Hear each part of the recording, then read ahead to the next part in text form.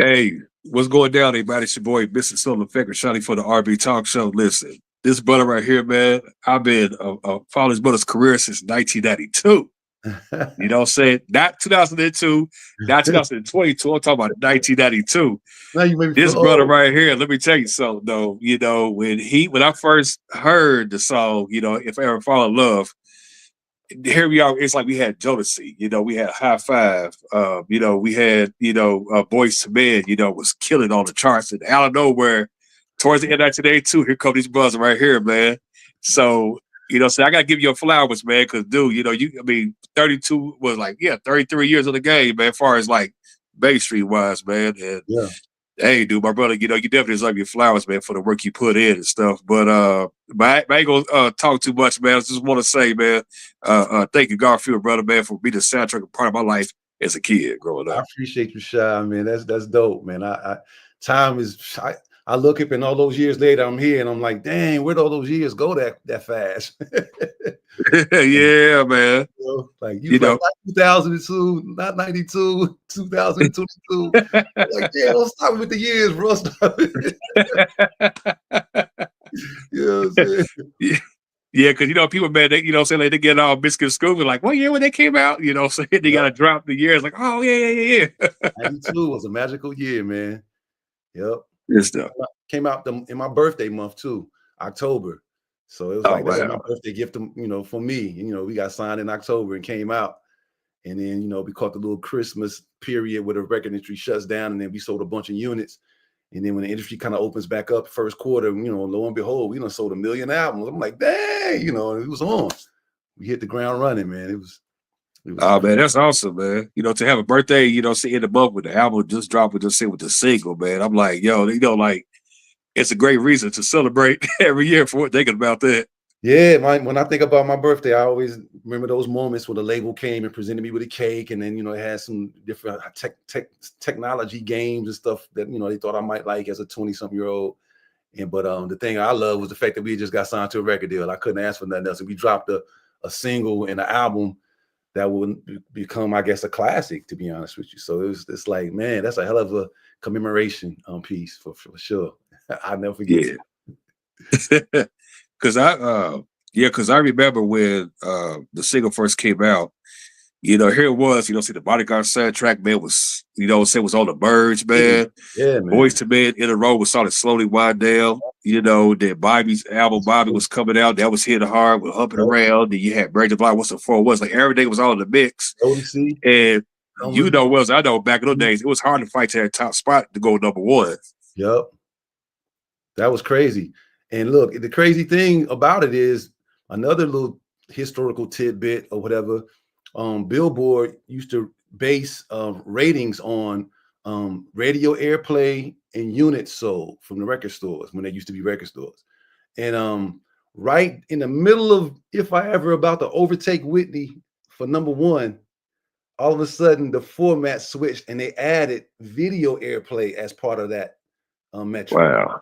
And her song was part of the movie, The Bodyguard. Yeah. So the video presence for hers was just all over. That was funded for real. We didn't have that.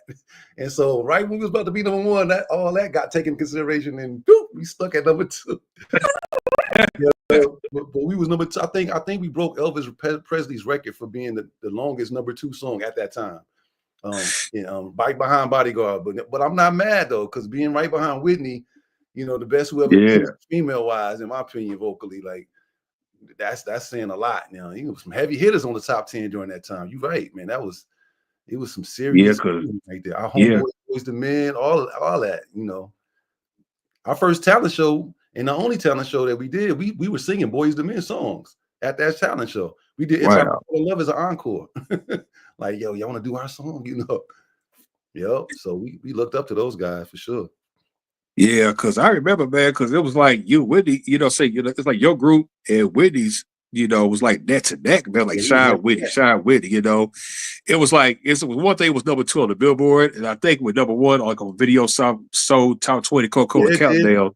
Yeah, and that was like huge. Then you had like the Jet magazine top 20 and stuff, and oh God, man. So back then it was like, okay, I know we right here, but at least we got something over the edge over here. So you had like a different demographic of fans everywhere and stuff. It You was know what I'm saying? crazy. And then we won an Image Award that year, NAACP Image Award. And the That's funny right. thing, Yeah, sure did. I did Yeah. too, outstanding artist. I didn't know he was gonna win. You know, they don't. I always wondered if the artists know if they're gonna win or not at these shows. You know, and then we finally got a chance to be on one of those shows, and we ain't know. We was up in the air. They had us presenting some stuff, or performing rather. And I was like, well, they got us performing, man. That'll be messed up if we don't win and we perform. You know, but and then we sat back down. We had a little tuxes on, and they called our name. I was like, yo. But the other question I always had was, if it's a group, do they give everybody in the group that trophy? No, they made one for the group. And I was so excited. I took that mug with me, man. The group just was like, all right, let G have it, man. Because he holding on to that mug way too hard. They just I still have it to this day, man. They let me have the Image Award. So That's crazy, man. my pops I had thought they it. made like duplicates, you know, for all y'all, for all of y'all. That's what I always thought. But they only had one, and I was not letting that mug go. Oh man, come on, Image Awards, man. They did do better, man. But you know what though? It's kind of crazy, man, because like you would be like, you know, like the last family member, I guess, you know, God put it in a position. You know, that's why they beat excited, but for you to hold that and still got it to this day. That's crazy. I never thought of it in those terms. That's crazy that you said that though. But yeah, I was so excited, man. The group just looked at me and they were like, you know what? Let G have it, man. He's doing too much right now. Yeah, because I remember when the second single, "Baby I'm Yours," came out. It's crazy, man. How everything happened so fast. When the song came out, you know, y'all had Ananda Lewis. Amanda was it Ananda Lewis? Yeah, Ananda, yeah, she was in the video because she went to Howard. We instead of like, you know how sometimes they have those little Z cars and you get to pick like the people. yeah. You know, instead of that, we were like, you know what, man? If we filming this video at Howard University, and in our opinion, there's no more beautiful women than the women that go to the HBCUs, especially our HBCU Howard. Why would we bring models to HBCU to Howard? Like all the beautiful girls already are that are of substance and stuff. So we went there with a determined purpose, with a vision of we just gonna talk to some people when we get there and see who's interested in being in the video. I'm sure somebody will be down, and they're definitely gonna be a quality looking, you know, female and made of substance. So we just picked women who we knew at Howard, and Ananda was one. There was a couple of other, you know, women of note in the video too, man. And a true story, Mark Gay of our group, the woman that was his love interest in the video, man, they met up like 30 years later and got married. Like they lives went, you know, she was the girl in the video with him, and because each of us had a love interest and stuff like that. And then they, you know, they went their separate ways. And 30 years later, they just bumped into each other, I guess, on the humble, rekindled a little romance, ended up getting married for real, like in real life. Little did they know, if they rewound the tape, you know, that 30 years ago, that was going to be my husband and my wife, like that. And then also Joy, you know, she was a big record exec, and she came out of Howard University. She was Darnell's love interest. She was in the video. And then I picked a young lady named Kenya, was a dope, you know, brown skinned woman, because at the time, you know, a lot of the video girls were kind of like the, you know, the ethnically ambiguous, as they call them, type of girls and stuff like that. And I always wanted to, you know, make a statement and have a pretty brown skinned girl represented in the videos and stuff like that. So Yeah. Kenya was perfect and stuff, you know, so that was cool too. So yeah, we picked Howard women in our videos in that one. Yeah, because I thought it was dope though, because you know, to have sister be embraced, because they had this, you know how it was there. Like they try to have a narrative like light skin only, light skin, that's cool and all. It's when they have a purpose, but nah, you know, I always feel like, you know, a black woman should always be embraced, especially a brown skin sister. You know what I'm saying? Man. And all this light skin, dark skin bull crap, man. Like if people watch School Days, that should tell you right there, you know, how the whole division. And you know what? The way I grew up, because like my dad is a brown skinned, dark skinned man, and my mom is a light skinned woman. So in my mind's eye and my view of the world as I was growing up, I never really paid too much attention to the colorism thing, because I had a dark skinned parent and a light skinned parent, and in my mind they were just black people, because I got both spectrum. So in my mind, it wasn't until I really got to Howard that I realized, you know, that women had a real, and then Spike Lee, of course, came out with the movie School Days with the good and bad hair, and the colorism theme was prominent. I was like, dang, that's a thing, man. You know, wow, that's crazy, you know. And then that's when I really became sensitized to it through that. Before then, I never really even tripped on that. You know, I probably should have, but I never really thought about that. But when I did become aware of it, I wanted to make sure that at least the brown skins, because like you said, the ethnically ambiguous type of woman was in style. And I was like, man, come on, let's hear it for the brown skin sisters, man. You know what I'm saying? I never raised that whole coloration separation crowd. Cause my mother, she's called my brown skinned, and my dad, he light skinned, and so and, I never really looked at that. I was like, well, I'm black, that was it. Exactly. So that's all I knew. Yep. Same here. And then now, people always thought I had a type because like my current wife is a brown skinned woman, but they didn't get to see in my first two wives. I was married in college. I had a light skinned girl named Arlene, real pretty, very light skinned Jamaican sister. And then my next wife that had with my kids, she was like my complexion. We kind of had the same complexion. She always said she was darker than me though. But we both got the little red in us, lighter skin. Same, we look like brother and sister. And then, but then now, I have a bona fide brown skinned woman in my world. So. Oh man. Now I remember during the height of the song Baby I'm Yours came out, you guys made an appearance on Family Matters around that time in 1993. Yeah. And stuff. Yeah, how did that situation came about? Oh, that was so much. I was so happy about that, bro. Because you get to be on a TV show. Even though we out and doing our thing and performing at sold out arenas, it's still kind of cool to rub elbows with some of the TV people. And Jalil, he was a dope little young brother, man. Then I had a little secret crush on Laura. I wanted to meet Laura on the set, Yeah. And we got to get on there. I think there was a few TV situations that we were part of, that being one of them. And I don't know if they still to our label. I really don't know how it actually came. They might have requested us to be on the show because the writers had written in that plot line with Jalil being each of us and stuff like that. And, and maybe Laura or somebody liked that song. I don't know what it was, but I was just glad to be there. And when we got there, they had the little Jalil can hoop. So doing the little breaks, he had a little basketball court set up backstage. You get to shoot around and stuff, and all that Urkel stuff, all that went out the door. He was just straight Jalil, you know what I'm saying? It was a fun. It was so nice. It was a really good experience. And we were on another show, Out All Night, the LL Cool J. Oh yeah, I remember that. Yeah, us and Brownstone. It was like a Christmas little thing that we got to do with them and stuff like that, which was very, very, very cool. And then, of course, Martin, we wasn't on Martin, but Martin did a little thing of with If I Ever on this show one time. Yeah, that's right. Yeah, he did. Yeah. So all of those, it permanently etched into my, I was like, wow, this is dope. Yeah, because that's crazy, man, because that song, man, like dominated, man, like the first half of 1993, like the first like 5 or 6 months, you couldn't go nowhere, man. On radio, you're at home, or you out about somewhere. That song just get played heavy. It was wild to me, even while I was living through it, man. It was just like surreal. Like I was aware that was a special moment as I was living through it. I was like, yo, this is crazy, bro. And it took us all over the world. We got a chance to be in so many countries and in so many situations, rubbing elbows with different people that you would never think that you'll be in a limo with Kylie Minogue and she's a SHAI fan, or we did Bill Clinton's inauguration only because Chelsea Clinton was a SHAI fan, and she was like, Daddy, can SHAI come perform in this? So we got to meet Michael Jackson because of that, and Stevie Wonder and Quincy Jones and like all these different things. It's just, we just happened to be able to float through because of that song. That was an incredible time, man, for sure. Oh man. Yeah. I remember you was featured on the show. You was by yourself. You played the opposite. You was playing a character in some TV show. Sequest. It was you and this one white kid that committed suicide. Yeah. Sequest. Yeah, that was. Now the way that came about was really dope because like it originally, because Steven Spielberg actually had something to do with production of that show. Oh, okay. Too. And they approached us at MCA because they needed like a song from one of the scenes of Jonathan Brandis. He had a love interest, and they had a little scene the writers wanted to use and wanted to know if it was okay to use Baby I'm Yours for that scene. And because of that, we said yes.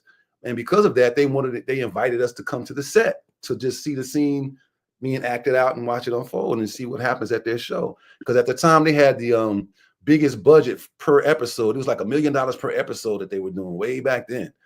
And so we were there. The set was incredible. They had this fake dolphin named God, what was his name? Anyway, they had this dolphin. I think I know what you're talking about. Yeah, Darwin. His name was Darwin. This dolphin. Okay, yeah. Around. It was mechanical. And anyway, we were watching the scene, and then out of the blue, one of the producers came up to me. I guess he saw my look or whatever, and he was like, "Hey, he pulled me to the side. Have you ever done any acting? Of course, I'm lying. Of course, I'm like, yeah, I got shot. You know what I'm saying? What you think? You know what I'm saying? Yeah. So he was like, we have this role, and I was signed with Creative Artists Agency for a second, CAA, but they were giving me all these little roles to go read, like G Money, and I ain't want to do. I'm coming from Howard at the time. Public Enemy is my influence. I'm not about to be G Money and all these drug dealers. But this dude intrigued me because he was like, we have a role for a character named Malik. And like Malik means master and Malik means teacher, right? And so I was already like turned on by that, like, oh, that sounds quality. And it was like a Portuguese brother who was saving little kids from the military on the island was because it's tourism and the little kids are pickpockets. The military on the low was killing kids, massacring little kids to pick. And I stole a submarine and got the kids with the help of one of the people from Sequest, the daughter. We stole a sub and got the kids off the island. I was instrumental in that. And then I got the people to come back to the island to get the perpetrators and kill them and end all that craziness. Like I had a big role, whatever. But I said yes. They put me on. I had to read my sides and get them together. I studied my butt off, and I got up there and represented. It was called The Good Death. It was the episode like 99 or something like that. Maybe season 2 of Sequest. But yeah, man, I got to be on that set with Jonathan Brandis. What's the brother that looked Don Franklin? I think his name. Franklin, yeah. Looked just like he looked just like your boy. What's the fly brother? Dang it, I hate that. I had it. He's a twin to this other actor, and if you see Don Franklin, you might think he is this other actor because they look exactly. I think I know you're talking about. I see the face, but I can't remember the name. Yeah. Oh, I keep having that name and I keep losing it. If anybody in the comments knows what I'm talking, man. And so it was him, and then Roy Scheider, the dude who played the captain in Jaws, he was the captain of the whole thing. Wow. And then the other the little Latino Luis Guzman, I think is his name. He's a popular like a Latino actor. He's yeah. I know you're talking about. Yeah, damn, I forgot I know you're talking about. Rub elbows with them. They gave me little techniques and stuff. I had an action scene. I got to fight a little bit. Oh man, don't worry. Oh man, that was like one of my dopest experiences, bro. And then they approached me to do more stuff. Different people wanted me to act in other things, but like I give props to actors because I can't stretch myself to be something outside of myself. Like acting requires you to kind of like leave you behind and become other. And I found that I can't not be me. Like I can't put myself into some other. And I was like, man, that's going to be hard for me to play roles that require me to be outside of who I think I am. Like, and sometimes a role requires you to be that. I was like, nah, those actors, the top of the line ones, the Denzels of the world, and Capri, what's his, from Titanic and all of what's his name? You're like Don Cheadle and man, it's like a bunch of people, all these different cats that can really, really act, man. The Nigerian brother, I can't ever get his name right, that played in played in a lot of stuff. But anyway, the fly guy, what's his name? Idris Elba, all them dudes that can act. I don't props, man, because that requires a whole kind of skill set that's more than just learning your lines and just put some emotion into it. You got to really, it's a lot to that, man. So yeah, so I kind of like, I'm not gonna be able to be an actor. Yeah, you definitely got to stay dedicated. Oh yeah, you gotta have talent. It's a lot of talent in that's subtle talent, like a lot of self-awareness to that. There's so many subtle nuances to being a good actor. Positioning, body language, little facial expressions, little barely moving, and to make it sound natural, and a timing element, especially doing comedy, man. Jesus Christ. Look, actors are, man, I utmost praise to the actors out there, the ones that are good, for sure. Yeah. Now you was featured in SWV's music video week. It was you and Al Back for Truth. And then what's so funny, man?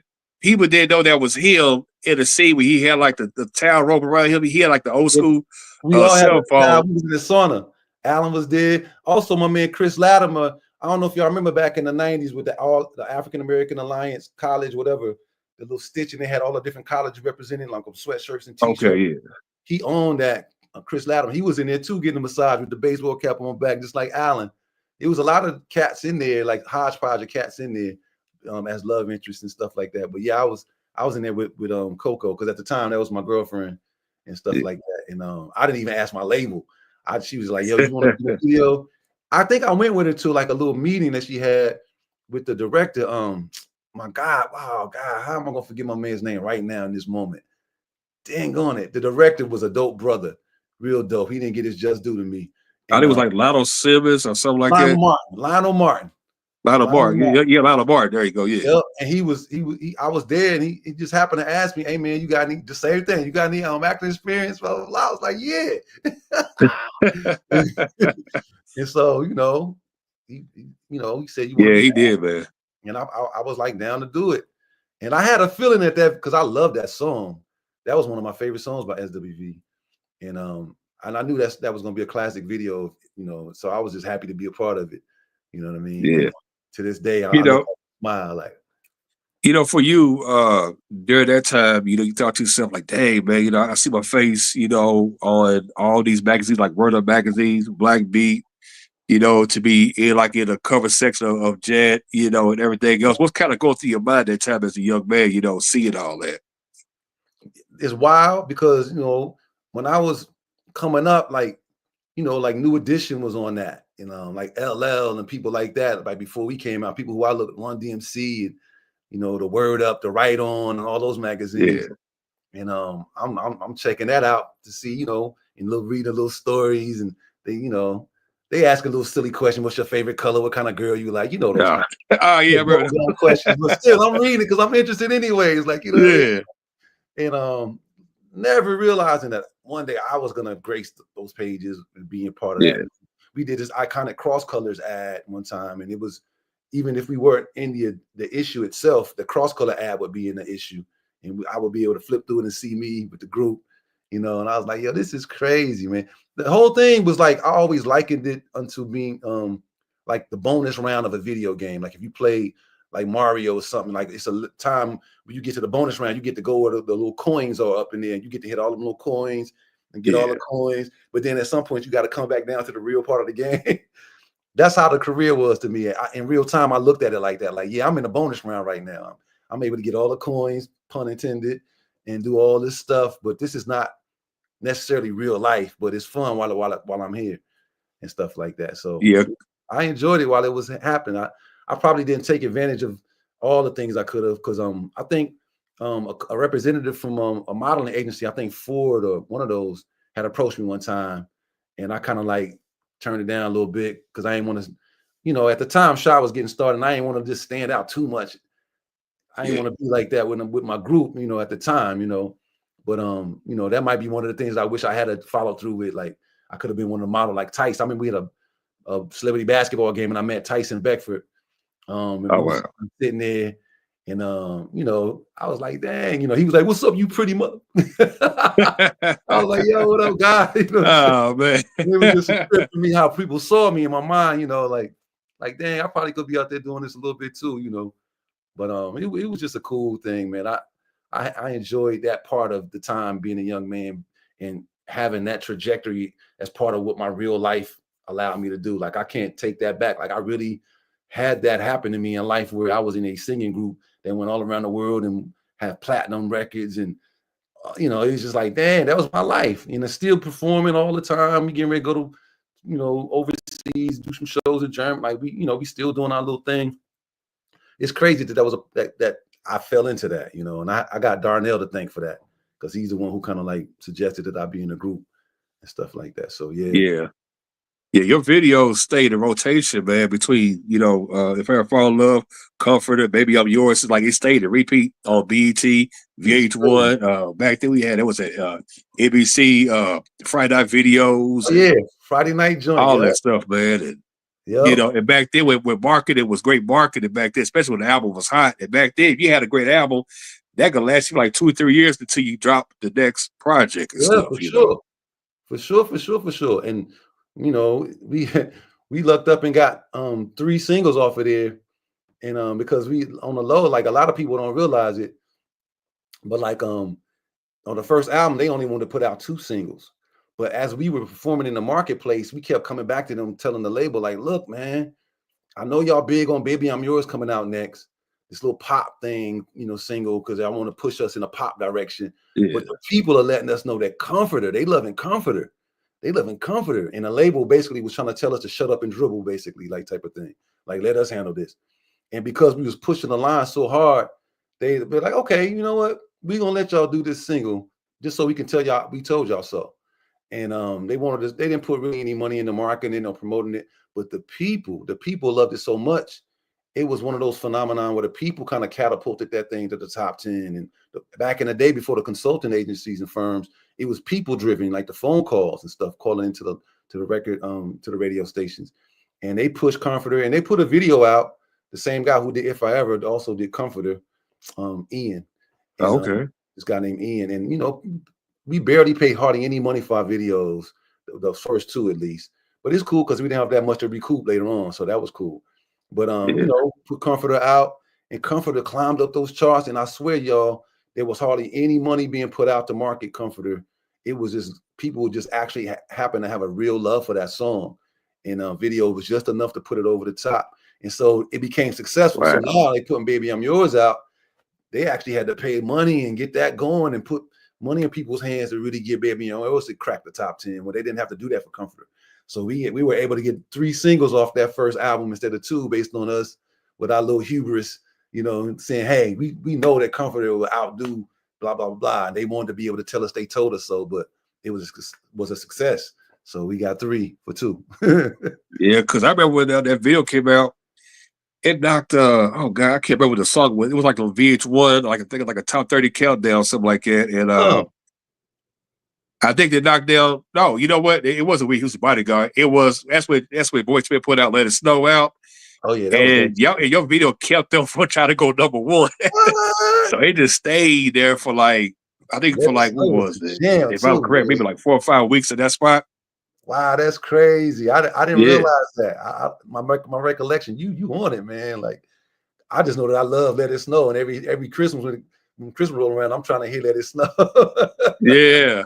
But, back then, television, they never give you like the records of, okay, this is how long this, see if videos were played this long and what was number 1. It's like you got the charts, and that's cool, but what about the video charts as well? Like, we need to add that in our resume as well. That was big. That was a real thing. I mean, those video premieres, when with Donnie Simpson be like, yo, tonight we got a premiere on Video Soul. Yeah. Everybody be waiting for that premiere to come out. Oh man. Video. Hey, but y'all did a Sprite Night show, did y'all, at BT up in Washington? We used to be in DC. You right about that. Dang, bro. Yeah. You on it, bro. You on it. We did do a Sprite Night. I remember the fact that we did that. I can't remember the night itself, but I remember the fact that we did Sprite Night.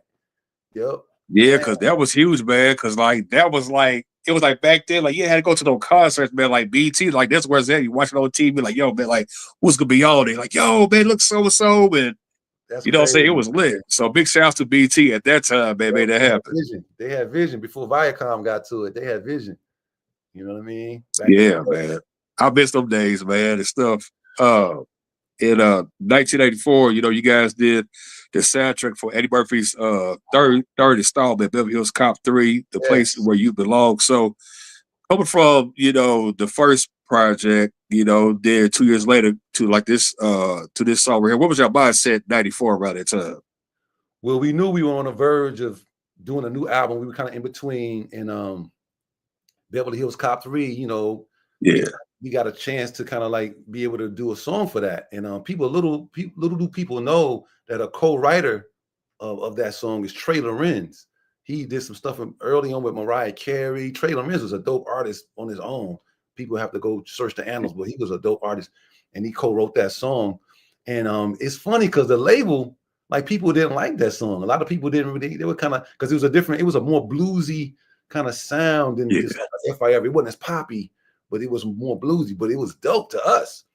And right now in Germany, like, they like that better than If I Ever. Like, they go crazy over Place Where You Belong when we go overseas and perform. Wow. But that's like, and it comes first in our show, because it's tempo. But for real, over there, it could really come last. But anyway, so we got a chance to do it.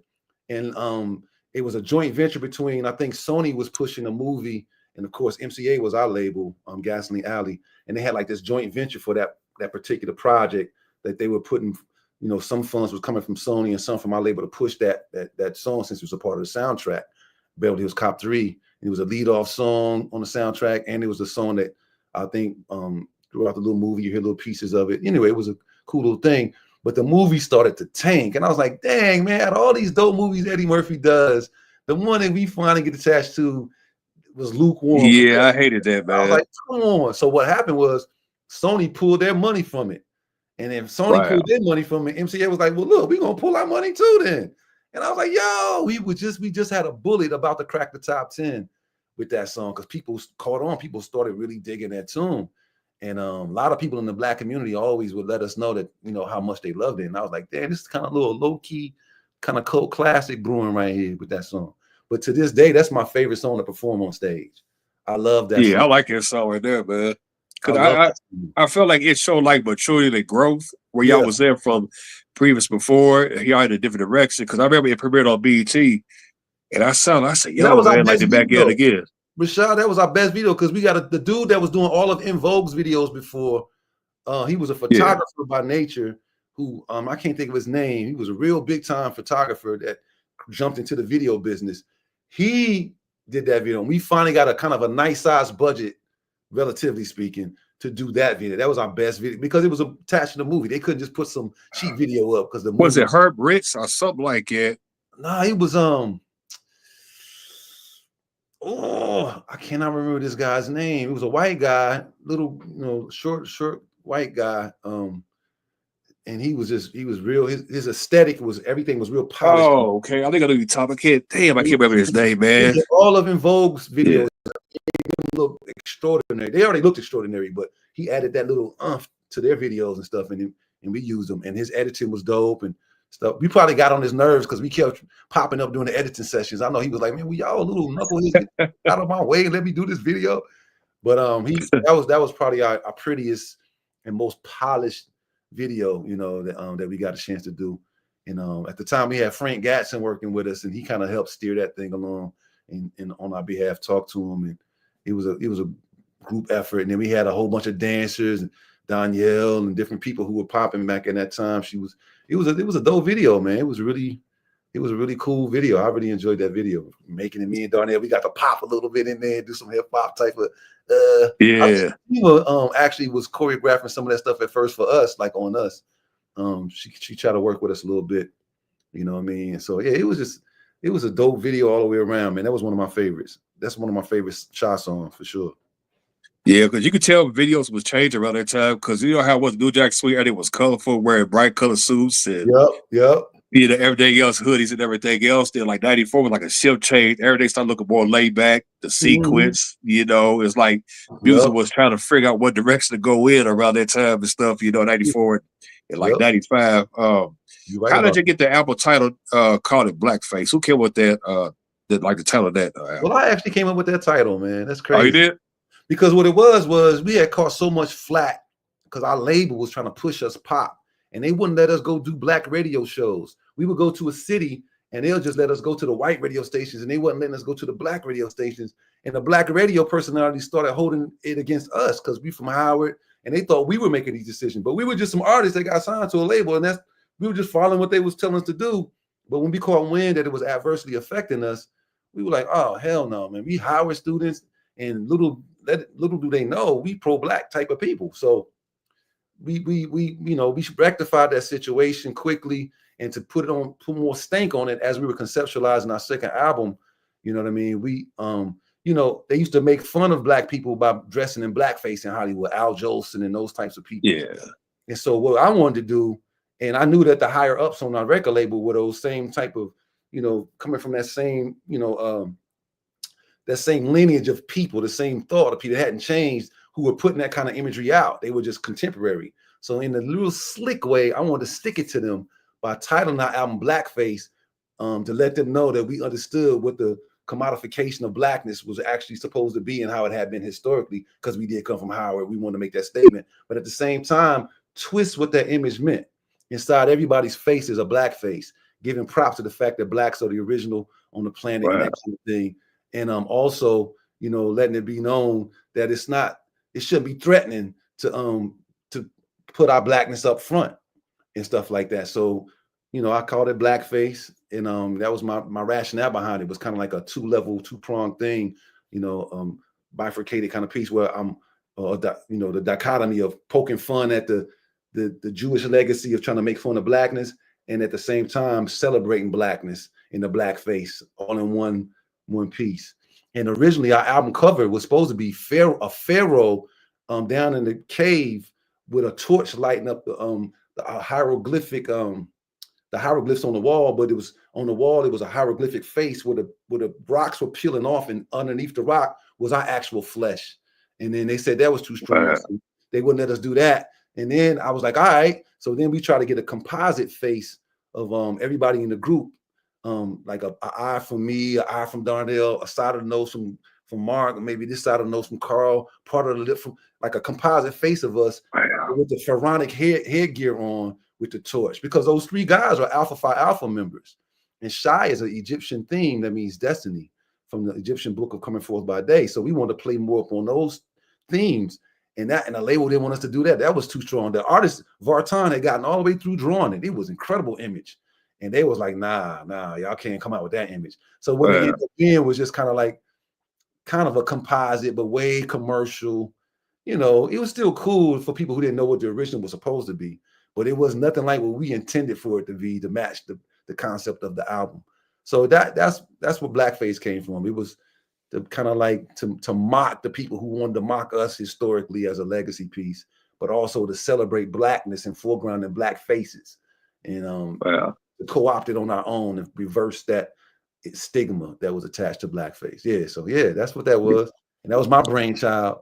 Yeah, and I think it's also though, because one thing I hate about, like, no offense to the Hot 100. Sometimes I hate when whatever black artist is successful, and say they charge doing this and that. It's like whenever you see a platform, they would treat a black artist like they're one on the Hot 100 side of it. Yeah, because that's the pop and you look at the R&B side, like, okay, that's cool enough. But what about the R&B hits? Like, look how many top 10s and double ones we got over here. It's like we ain't trying to fake it till we make it. You know what I'm saying? Like, what's up? And the sad part about it, 30 years later or whatever, they will categorize you. Well, like, so-and-so, Mr. Ever fall in love. But like, wait a minute now, we got more hits than that. Yeah, exactly. You know what I'm saying? Don't let me as a one-hit wonder now. Exactly. Yeah, they try that until they go into the catalog and be like, oh yeah. But people who know and stuff like that. We just didn't have a chance to do as many albums and add to the catalog as much.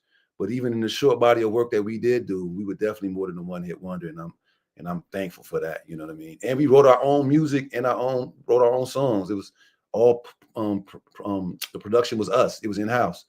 You know what I mean? Carl was an excellent writer at the time. He still is, I'm sure. And finally on the Blackface album, I got the chance to spread my wings a little bit and write some stuff. But Darnell and Mark, excellent. Mark was excellent producer as well. So is Darnell. Like everybody, we really were talented. Like it was a trip, because to us, we were just guys that kind of was hanging out and doing music. But we had a lot of talent, burgeoning talent that a lot of us kind of like grew into. That the inklings of it were there at first, but we really look up, and years later, you're like, yo, these dudes really had something. And then our voices just had a natural blend, So that was like God. That was a God thing, That's why our name was Destiny. We knew it was something special to it. Well, it's crazy, like how a label would sit there and try to monitor you to be like other groups, to venture to that side. Right. And my thing like this, what's best for them, it's not good for me. You know what I'm saying? It's like, man. if you invite me to your house, I don't want, saying, like no grease, you know what I'm saying? Like I want macaroni, you know what I'm saying? Right. So come on now, and it's sad because people don't realize, when you try to venture to a group to the pop side, it does a lot of damage, Especially if you're forcing it. Yeah. But luckily, if I ever fall in love with such a universal kind of a deal, it allowed us to seamlessly go to the pop side and be on the black side, because it was soul in that thing, but also it was palatable because of the content. Wasn't no risque kind of lyrics. It was about the girl that you fall in love with should be your best friend. Like that was such a universal concept that it was able to be played on the pop side as well. But the problem was our label wanted us to, because they were a white basically label and they never had black artists except for this group called Apollo Creed. They didn't know, they wanted to just snatch us and keep us over there because the money at the time, the research said that only white people bought albums and stuff. So they wanted to market us to the people that was going to buy it. But that's, that black people, when they feeling it, they going to buy it. And so black people were feeling, so it was a lot of little misperceptions and misconceptions that we were fighting and battling against in the name of being this new group coming out and all that kind of stuff. It was a lot to that. But yeah, they were definitely trying to kidnap us on the pop side. But a lot of groups was trying to break through to the pop side. Like we were lucky that we were able to be on the CHR and the Churban radio stations because a lot of other groups was trying to get that to that side so they can capitalize. Yeah. We were on that side, but we were trying to get back to the black side because they were trying to keep us over there. It was crazy. Once we realized what was happening, we was like, oh, hell no, it was crazy.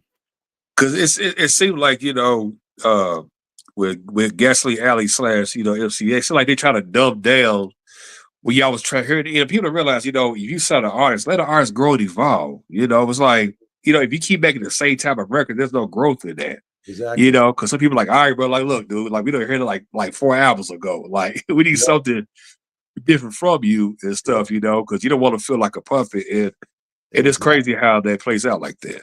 And you got to find your happy medium as an artist, because the thing about it is, and this is what my dissertation was about. This is crazy. You come into the game, it's already a skewed dynamic because you are confronted with a contract, right? You don't bring your contract to the table. You come to the table and you dealing with their contract, and all you trying to do is find a middle road that allows you to save a little face and wiggle room where you can kind of be yourself. But a lot of people don't realize that you come there as an artist, but when you sign that contract, you are a product maker. And that thing that you just finished doing is no longer your art. As soon as you give birth to it, now it's product. And guess what? They broker the product because they signed a check. Now you're an extension of their product. They own the product. By extension, they own your ass. And so you thinking that I'm this artist that's on behalf of them creating this art. No. Wow. So you got to fight for that kind of middle of the road to kind of be able to navigate in those ways. And so when it comes down to creative control and what order your songs are going to come out in and all of these things that you already thought you figured out as the artist who has this vision, nah, bruh, it don't work like that. And so they quickly let you know. And so now you shattered, like that ain't what the vision was. Now they releasing a record that you thought was a summertime jam in the middle of winter, and it's not getting the kind of traction you thought it was supposed to get because it's supposed to be a summertime, all this kind of stuff starts happening, man. So it's a navigation piece, and you go in there with an idea of what you're supposed to think you're doing, and then the business shows you that trial and error period is over. Then you start to look and see, like you look around like, oh, let me study this for a second. And then, then from there you start to see what it is. And then you end up having a new attitude that takes in consideration what their side is giving you and what they are all about now that and what you want to bring to the table. And you figure out a little happy medium that you can go to sleep at night and look at yourself as a person that didn't sell yourself out, but you still got to, because they cut the check and that you want to have staying power, kind of there's a negotiation that you have to kind of like do a little bit of what they need you to do. And to the public eye, sometimes people go a little bit past that line and don't realize that they kind of put in that position where they quote unquote had to do that to keep their level of recognition and fame in their own mind's eye. So it's a negotiation constantly. So, that's why the artists will come out with something different, but the label won't push it. Or, like you'll have a Tracy Lee, one of my homies from Howard, who did a song with Biggie, you know what I mean? And the song, the record label for Big, Puff and them wouldn't let him put that out, that single out with Big's name attached to it. You know what I'm saying? Wow. It's like, dang, bro. And his label by Storm, he had an album called Many Faces. They kept putting singles out in the wrong order from what he intended them, because Many Faces, it was different Tracy Lee versions of himself on that. He had the order that he wanted, and such a concept album. But they said, forget the concept. We want to put this out here, this out. And it's like, yo, y'all messing up the artist, So I don't like that. These are hard lessons you have to end up learning. And matter of fact, I just want to shout Trey Lee out, man, from being from Howard. He got this song out right now called Pivot, man. Y'all need to go on YouTube, look up Tracy Lee and look up Pivot. That joint is crazy. Oh man, yeah, I gotta check it out and stuff, man. Shoot. Yeah, yeah, Yeah, for it's crazy, like how labels, play off like that, because here it is, gangsta rap, say was already, in a mix of dominating, and you got these labels, MCA, Warner Bros. Capitol, and everybody was firing all these. Here it is, black, promoters, in a label and right. placing for like pop, hip hop, and stuff. And my thing like is, like, okay, you want to continue to sign R&B singers, but you want to get rid of the R&B departments. My thing, like, you could do so much. You can have like, it's like keep your R&B, but you can add hip hop over there, pop over there, and everything. But they don't think like it. It's like they Man, go for whatever supposed to be the it at that moment, but they end up hurting themselves towards man, the end. you hit on a real subject, man, because what that does, there's a domino effect that does. So the high turnover of black music departments was happening. During our second album, Blackface, there were 3 different iterations of the black music department at MCA during that record. So we never had a firm resting place to develop our ideas. And, they had this black music collective and all that. And then so what ended up happening is the next A&R that would come along will be scared to go and find a real new talented artist and sign them and develop them, because if it takes money to do that from the budget, from the label. And if at the end of the year, your productivity doesn't match their bottom line and you done took out, you're getting axed. So what ended up happening, you start seeing a stretch where A&Rs, all they were doing was taking popular artists and getting remixes done to a song that was already a hit single. They would just get somebody like All Star or another hot producer to get the acapella from the artist and get another track put up under it. And the song was already a hit, so they were able to ensure that project that they were attached to wasn't going to lose money because it was already a hit. They just put another track up under it, and people already. So there was a safer approach to the artistry aspect of it. So much so that after a while, there was no freshness happening, and you see that even to this day, the collateral damage from those moves being made in the '90s. That the approach to the industry from A&Rs is like the play is so safe that you're risking. I often said like Stevie Wonder wouldn't even get signed today. You know what I mean? And that's a shame because all that talent that could be a Stevie Wonder, they would be scared to take a chance on this harmonica blind guy. Like, and it's Stevie, dude, invented the clavinet for crying out loud. Like, but y'all so scared that people ain't gonna, it's not been proven. So the A&R is not really A&R anymore. Artists and repertoire. They don't really, they just became people that did remixes. You know what I mean? Compared to what they used to be, because the turnover was so high when they would take a chance. And so you stop getting those kind of artists that are the eclectic or the real artists that you might not like, but there are gonna be some that are different that you're gonna love, that are one of ones that you not even signing no more because you don't want to take a chance. And so that's what you're talking about. That hurt us. You know what I mean? Yeah, absolutely. Then it started being people that they just saw for talent purposes to do something like some other guy that's already out. They get some new guy that's incredible. We want you to make a song like Chris Brown. But what about what I do? No, you need to make 8 songs like Chris Brown and 1 song like Usher. But what about my sound? And so you don't ever get to see what that guy could have really actually, you know what I mean? So you start seeing that happen, cookie cutter. And that just kind of compromised the integrity of the music over time. And now you see the mentality of people getting into it who have been trained by that mechanism to not do original kind of stuff anymore. Just do stuff that sound like this.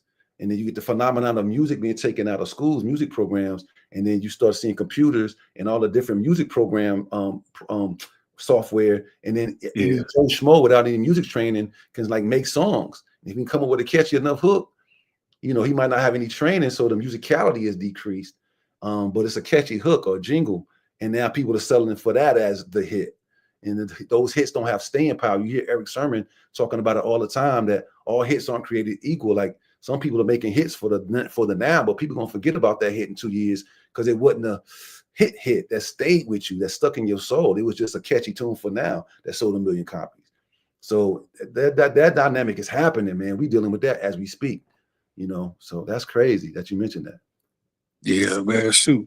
like after leaving, you know, the label and stuff, you know, and you know, you guys witnessed the results of Blackface. You guys put out albums like Destiny, Yep. you know, Back for the Mystery System, The Love Cycle, Yep. Back for the Mystery System, Worldwide, DNG, SHAI, and The Yep. Musical Yours. You know, I know at that time, you know, in the 90s, you know, if you said the word independent, people were like, what the hell, man, what's wrong with you, man? You know what I'm saying? But Prince kind of created that, you know, be your own boss, you know. Then that kind of hit you, be like, you know what? If something falls apart, you know, we got to stay ready for whatever comes in the future for us and stuff. Yeah, we were right in that cusp of when independent, you know, like Babyface and people like of that stature had kind of like instantiated Jermaine Dupri and people like that kind of instantiated the independent kind of thing that was working. But a lot of the people still were driven by what the white labels were putting out, and that being the formula. So anything that wasn't that, they looked at it as less than in a lot of ways. And so the buy-in was great. And we didn't have social media yet. We didn't have a direct pipeline to the people. We needed distribution still to move units back then. So it was a big chance to go independent if you didn't have that kind of funding like a Babyface or Jermaine Dupri. If you were just an artist with a vision, it was hard at that point in time to break away from the traditional label format to an independent entrepreneurial kind of format.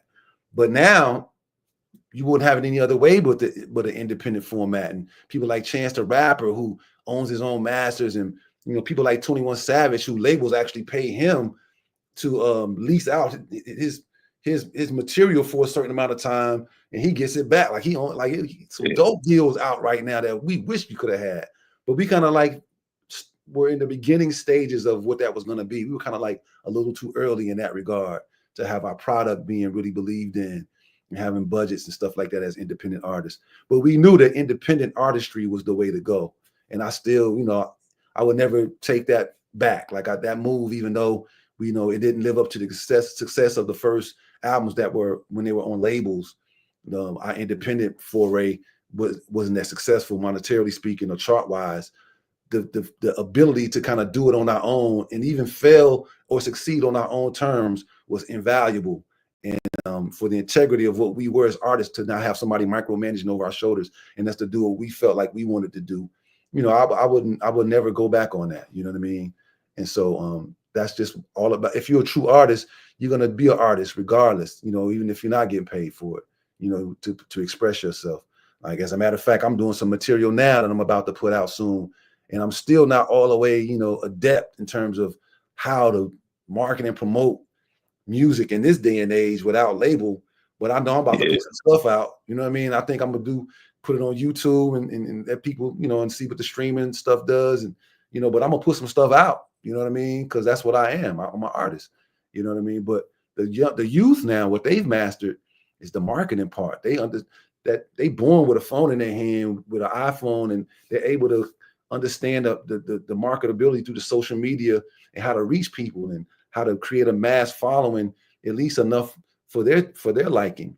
And so you can literally be an artist that the world does not know, but you can have 20, 50,000 core followers that are going to love your dirty draws and buy everything you put out, and your bank account is going to look nice because you're going to own 100% of the music that they buy. And so that's a different phenomenon that we felt we came out right before that phenomenon was available. And but I'm glad we did, you know, and a lot of people kind of followed in our footsteps in that regard, but they were more successful because they had more resources available to them as technology and the interfaces on that level start being more available to the average Joe. And so all you artists out there, take advantage of it, because you can go directly to the marketplace. Back then, we couldn't go directly to the marketplace and be successful like you guys can. So have a vision, have something to say for real, be authentic with it, and you can put out product and win, you know? And so, yeah.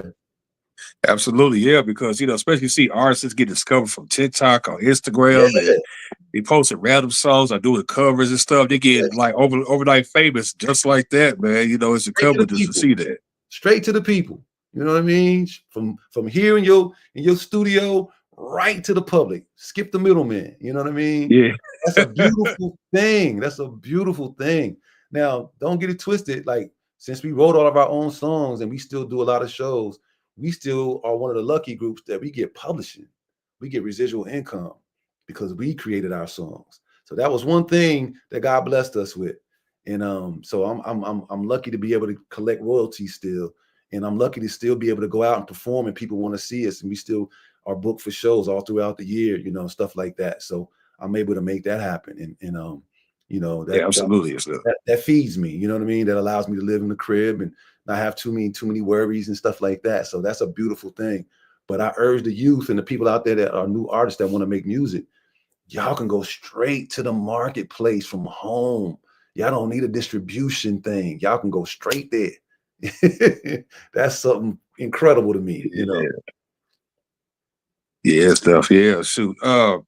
You became a professor at a college with you, right? Say Howard University.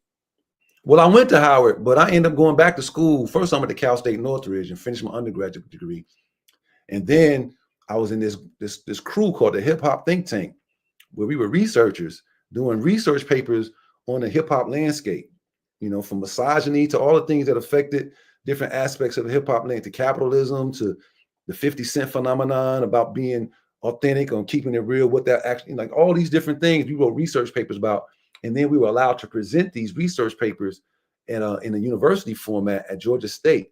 The National Council of Black Studies had a format that and at that time, Tupac and Nas, their literature was like a sexy subject in academia. People were breaking it down analytically and researching things relative to those albums and stuff. So you start having an emergence of the hip hop scholar, Bakari Kitwana, and Chung, Can't Stop, Won't Stop. All these different hip hop scholars were emerging, and so we were falling into that trajectory, and we got a chance to take our journal. We created a journal with research papers in it, and then we got to present at these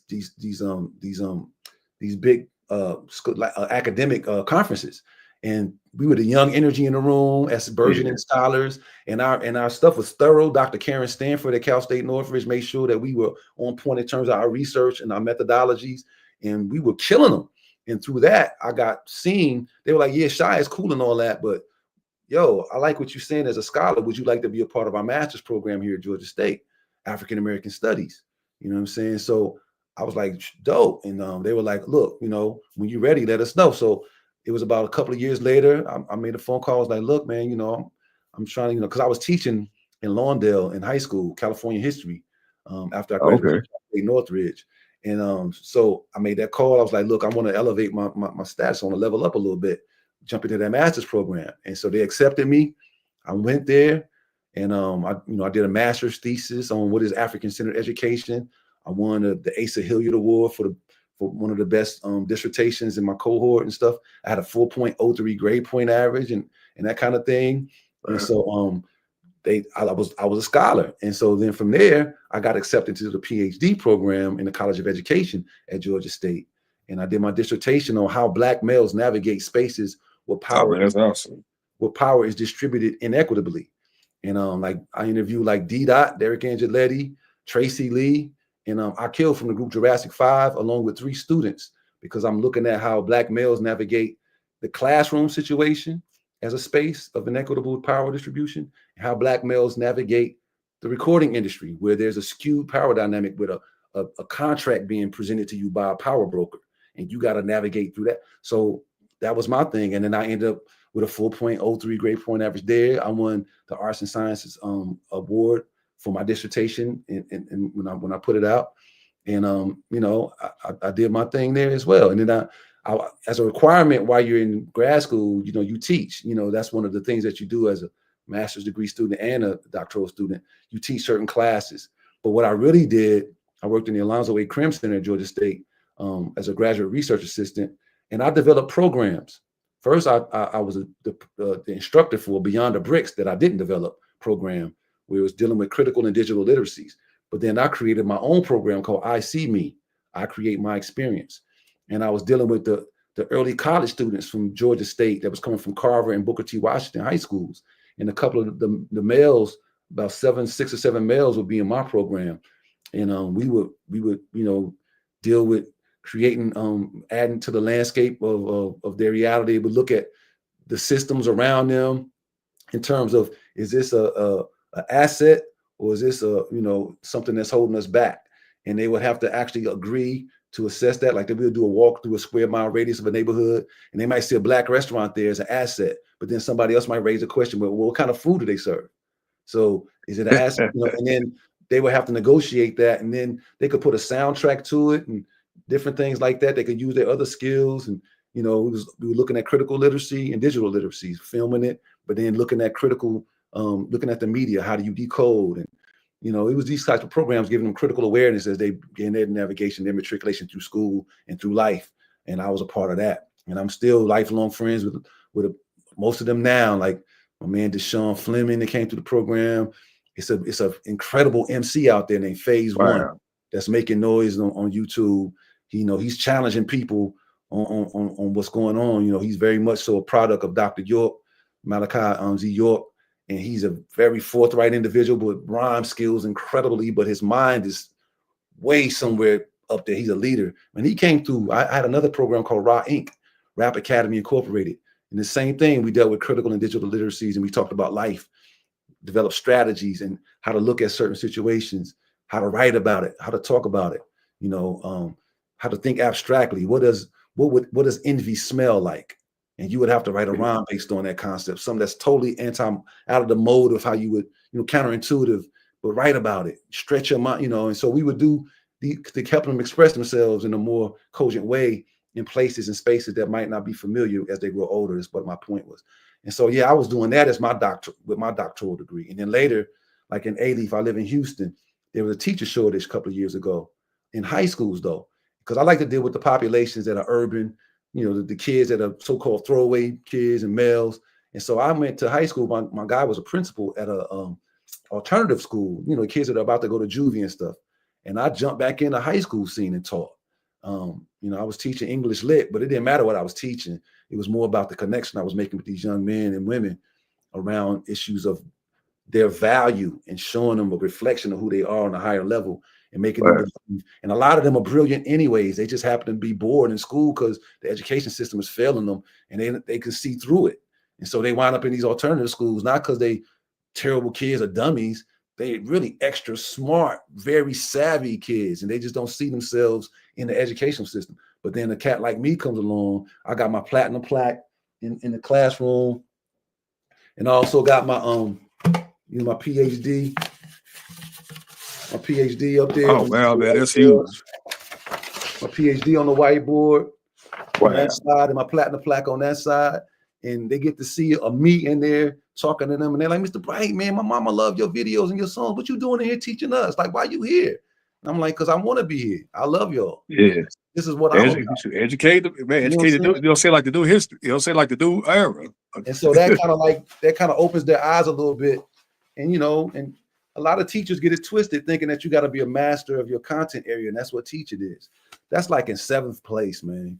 Most Black kids or urban kids are field dependent. They looking at the vessel that's in front of them, scratching the surface like, yo, is he real? Does he have my back? Can I talk to him about issues that affected my real life when I walk out this door? Saying if it came down to it, would he help me out with some food? Like, what's up? Who are you? And then after that, okay, so what you teaching now? You know what I'm saying? So you got to really be a cat that's about that life and really care about your students in a deeper way. And I'm one of them kind of cats in the classroom. And you got to be engaged, and you got to have little ways of keeping them engaged and talk about life. I had this thing called thinking cap questions, TCQs. And before we even got to the subject matter, I'll be like, yo, where are all my graffiti cats in the classroom? I know y'all supposed to get in trouble for them graph pens, but give me who the graffiti. I want you, and you, and you. I need y'all to go to this whiteboard and draw me a baseball hat to the back. Then I want you to put TCQ on it for thinking cap question. Then I would ask them a question. Yo, what's bigger, the mind or the universe? And I was like, yo, whatever you say, you got to give me a reason. And if you disagree with somebody, you got to tell me why. You can't just out of hand. And then they'll be discussing it. We'll be in a serious conversation about, and everybody's sitting in a circle. And then there's all the people who never speak in class are chiming in because there's no judgment. And then from there, I ease them over to the do now or whatever the subject matter is in the classroom. Wow. Everybody's ready. Everybody talking. Ain't nobody holding back. Now it's a free. And I got real low hip hop instrumentals like Jay Dilla playing in the class. So even though we discussing, we talking over and we bobbing our heads to a beat while we discussing other issues where it's not interfering with us, but you can feel the beat. And so it's a vibe in there. And so those types of things in the name of education and pedagogy is what I was bringing to the table. And it was effective. It was impactful. And the kids kind of remember me and always hit me up to this day on social media or whatever, even now, once they've experienced my style. Yeah, keep talking. I'm going to plug in this cord real quick. No, it keeps coming in and out. Just keep talking, brother. Oh, no, it's Be all right good. back. I was just talking about my teaching style and stuff like that, and what's needed, not to just blow my horn, but what kind of style is needed in the urban classrooms. I'll bet. A lot of these kids are checking out, and a lot of the kids that are brilliant are not getting the tutelage that they need to bring out their higher self and their fuller self, because teachers are going by some scripted educational manual and aren't really tuning into the who is in their classroom and really dealing with that. You know what I mean? And so, like, even right now, I'm doing a reboot of a lot of people my age group will remember Schoolhouse Rock. And I learned so much from Schoolhouse Rock, and I was mad that they took it off TV. And I'm doing a new version of it as we speak to put it out on YouTube. I'm getting animated the same way, and I'm coming up with jingles and stuff to illustrate nouns, the parts of speech, civics, history. That's one of my things that I do as with my educational hat. I'm gonna be that guy. I'm gonna be a broker through that, innovative and creative ways to make education. In the project, it's called the PrEP Project, Perfectly Relatable Educational Products. The PrEP Project, and I'm gonna push it on YouTube, and hopefully teachers can use it as supplemental materials with their little 4th and 5th graders who might be bored learning it the rote way. They'll learn it through my rhymes or my jingles or my songs. And older kids in high school, certain historical events, instead of learning that boring history class, they're about to fall out. They'll learn through certain songs and rhythms, things that I'm presenting, and with all the facts attached to it in a more exciting way where to stick to their head. And so that's what I'm doing. That's my style of it. So it's not so much about being a professor as my end goal with my PhD, because a lot of professors get paid through grants that they create. They pay themselves through their own grants. Like the colleges, the schools don't want to really pay the professors their worth. I don't want to, and they'll be under-resourced, and I don't want to be that. I don't want to be in no dynamic where I had this dean over my head. Yeah. I just don't do well under that kind of style. I'm an artist. So yeah, it is good though, because especially from you come from the era to educate, say artists that's in the upper coming, say want to establish themselves as an artist or be anything they want to be, because we live in a time where people around our age are like illiterate, what I'm saying? It's like, and that's bad that it's like that, because it's like it passed down to just like the whole comprehension. And I always say that, you're never too old to get a degree, you're never too old to try to get your GED. And there's no age limit to that. And look, man, is also we've been shortchanged because we've been programmed to believe that skilled trades, like the artisans in our families, are less than the college-educated cats, like the plumbers, the electricians, the carpenters. Some kind of way we got to twist it where we think that that's a less than kind of endeavor. But that entrepreneurial thing right there, if you're nice with it, you get in a union, you can employ people, you can do both, and you can be on your STEM trajectory through high school, going through a college, and try to get you a skilled trade under your belt the way you can do that, because that's transferable. People that can cut hair, you can go anywhere in the United States in the world and somebody need a haircut, and you can do that. And if you got any business acumen, you can open up a business and employ people based on that skill, that marketable skill. So it's nothing wrong with those both. And when that education that you get your degree and you can't get a job, you can use your skill to then become gainfully employed and pay your rent and do other things instead of just being handcuffed by one mode.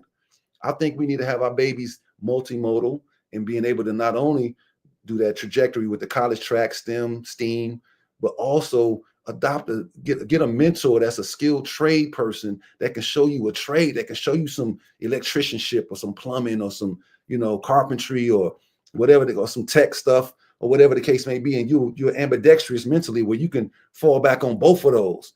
And that trade one, though, is transferable. You will never go wrong if you're an electrician. There's somebody somewhere that's going to always need your work with your hands in that regard, that knows what they're doing. Somebody building a house, somebody's doing a business or office space.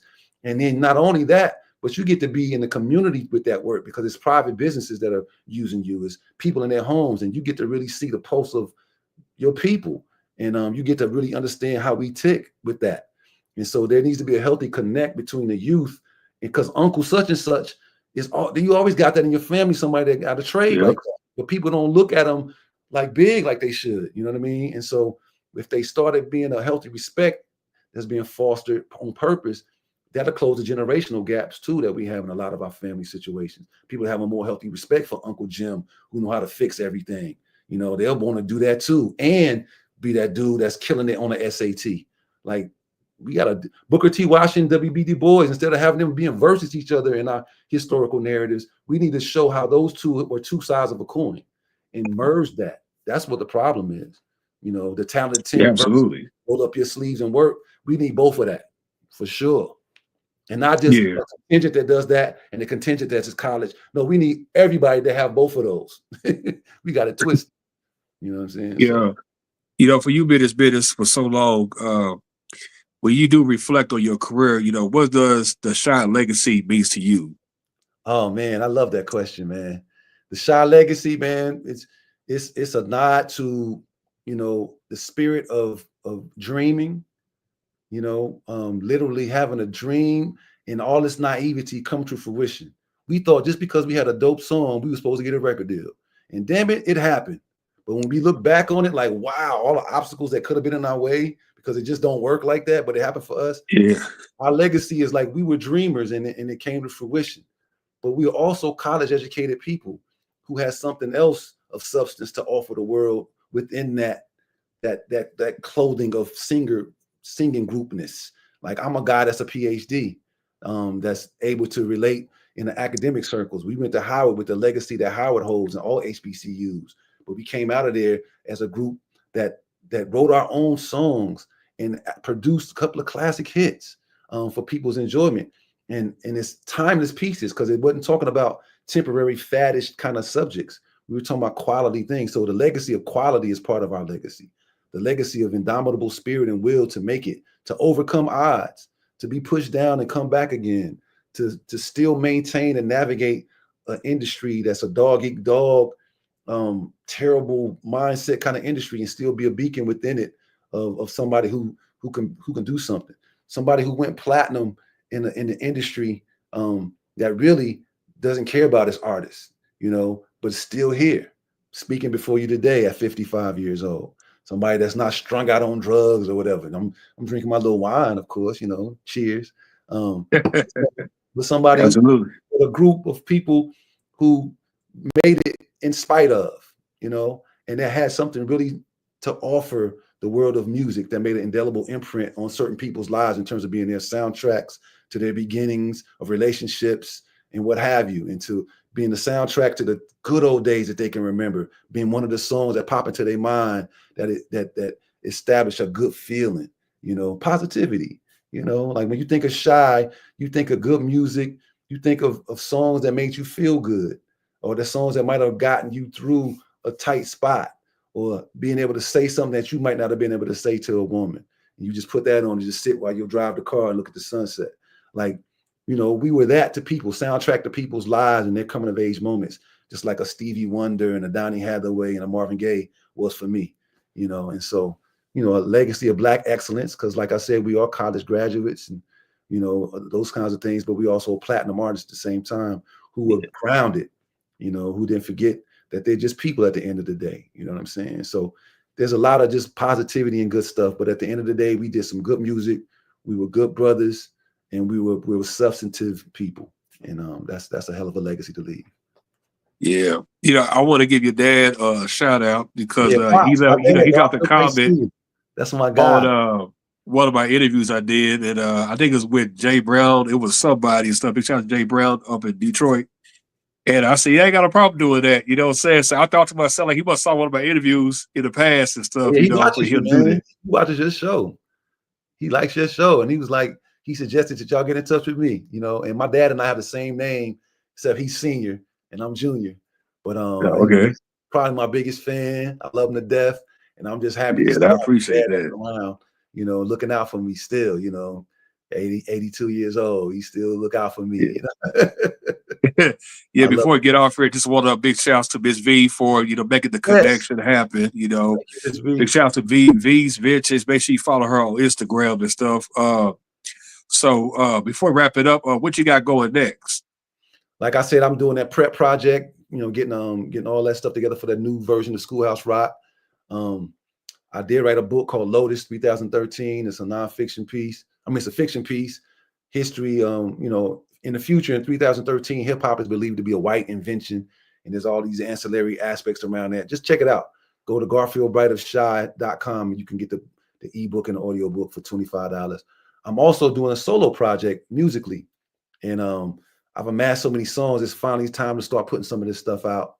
And people who know me know that I've been doing songs for years, and now I got enough to have a cream of the crop of them that are sweet enough to have some hits, I think, that are able to be put out. Finally put that out. Expect that soon, before October probably. And just see SHAI coming to a city near you, because we're always doing shows. And with that being said, I want to give a shout out to Darnell Van Rensselaer, the guy in our group that put me into the group, back in the day while we was at Howard. Still give a shout out to Mark Gay, an incredible writer, songwriter, producer in SHAI. Eric Willis, to Carl Martin, who wrote If I Ever Fall in Love, penned it. If it wasn't for that classic in his pen, I wouldn't be sitting today talking to you. And G Fly and Dwayne from Riff and Men of Vision, they're in our group now holding it down. Without them two dudes, I wouldn't be able to keep SHAI's legacy alive. Okay. So we doing it, man. We doing it. And I'm out here representing SHAI tough, especially for my guy Darnell, because he can't do it with us right now. He had an unfortunate situation a couple of years ago that's keeping him from performing with us, but he always is with me and always in my spirit as I do whatever I do. Anytime I do anything, I owe my existence and SHAI to that dude for sure. And and that's it. Yeah. Man, thank you, my brother, man, for taking the time, man, and enjoying, what I do on my page and stuff, of course on the IG and everything, me breaking down the history, and stuff like that, especially, because for a while, I think like 10 years ago, I see nobody like our people, having a page like mine, and no offense to, other races, but I always felt like, it should always come from our own when we know our own, That's what I'm saying? Like, it's like you can't tell me what is R&B that came from us. That's right. You know what I'm saying? You know what I'm saying? Crazy. I feel you. You're right too. I'm glad you're here, man, and keep on doing what you do. SHAI, I appreciate your show. It's a dope outlet, man. And I hope you keep going. I appreciate that, man. Even more so, man. You're a dope host. Keep it going, bro. Word up. Man, so shoot. With that being said, thank you all, man, for taking the time, dropping comments. Shakira, you know what I'm saying? Was it Shan, everybody, man. Much love to everybody and stuff. So with that being said, we out of here. Peace. Peace. Word.